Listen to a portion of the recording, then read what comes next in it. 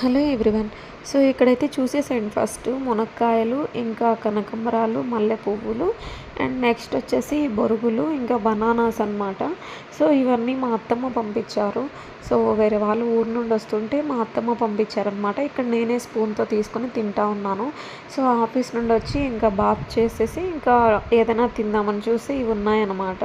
So, taste చేద్దామని ఒక spoon తిన్నాను. తర్వాత చాలా టేస్టీగా అనిపించింది. ఇంకా చాలా తినేసాననమాట. So thank you so much అత్తమ్మ పంపించినందుకు. సో చాలా టేస్టీగా ఉన్నాయి. నెక్స్ట్ టైం అక్కడ వచ్చినప్పుడు ఊరికి వచ్చినప్పుడు నేను నేర్చుకుంటాను ఎలా చేయాలి అనేసి. అండ్ సో గైస్ ఇక్కడ చూడండి, నేను ఆఫీస్ నుండి వచ్చి ఇంకా కొంచెం ఫ్రెష్ అయ్యేసి కొంచెం అత్తమ్మ పంపించిన బొరుగులు, మిక్చర్ బొరుగులు తినేసి ఇంకా జావ కాంచుతా ఉన్నాను. అంటే ఇది హెల్త్కి చాలా మంచిది కదండి. సో సమ్మర్ కూడా వచ్చేసింది. ఈ సమ్మర్లో మనం ఇలా హెల్తీ ఫుడ్ తినాలి. ఏదంటే అది జంక్ ఫుడ్ తింటే హెల్త్కి అస్సలు మంచిది కాదనమాట.